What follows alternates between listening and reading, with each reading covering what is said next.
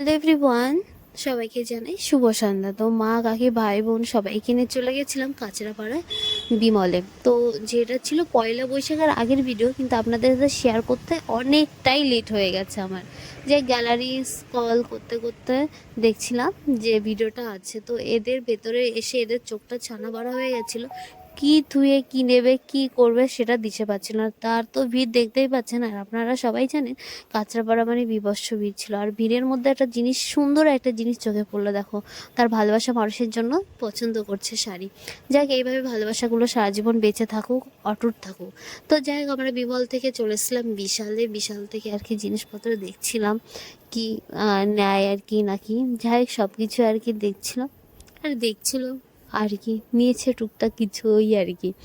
যাই হোক, আমরা শুধু ঘুরেই গেছি সেদিন। তারপরে চলে এসলাম জুডিওতে। এটা জুডিওতে ছিল, কারণ এত গরম ছিল, এত ভিড় ছিল, সেইভাবে ভিডিও করার কথা আমার মনেই ছিল না। কিন্তু মলের ভেতরে ঢুকে মনে হলো আমি তো ভিডিও মানে ওপেন করতেই ভুলে গেছি। আর এখানে এসেই দেখো কি যে অবস্থার মধ্যে আমাকে পড়তে হলো। তা আবার কাকে নিয়ে জানেন? এই যে নসুকে নিয়ে। নসুর ভাবটা দেখতে পাচ্ছিস, ফ্রি জিনিস, ফ্রি তো না।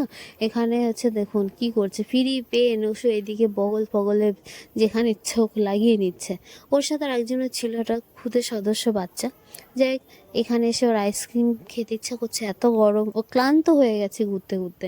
তো যাই হোক, ওর একটা আইসক্রিম দিয়ে এবার আমরা আসলাম হচ্ছে যে ফুচকা। জুডিওর সামনে ছিল, অনেক ঘুরেছি বাবা, একটু খেয়ে নিই। তো যাই হোক, এখানে খাওয়া দাওয়া করছিলাম, আর এদিকে নসুদার খাওয়ার ভাবটা একবার দেখো। তা কখন তো কত শেষে যে ফুচকাটা দিল, এত মানে স্মেল বেরোচ্ছিলো। যাই হোক, খেয়ে তো আত্মার শান্তি করলাম। ফুচকা বাড়ি তো জিভে জল চলে আসছে। যাই, এর তো মুখ কোনো সময় বন্ধ নেই, মানে বগর বগর করতে করতে কার মাথাগুলো একদম পুরো ঝালাফালা করে দিয়েছে। তবুও দেখো কি বলছে আমার সত্যি খেয়াল ছিল না। যাই হোক, এখন একটা রেস্টুরেন্টে ঢুকলাম যে খাবো জন্য।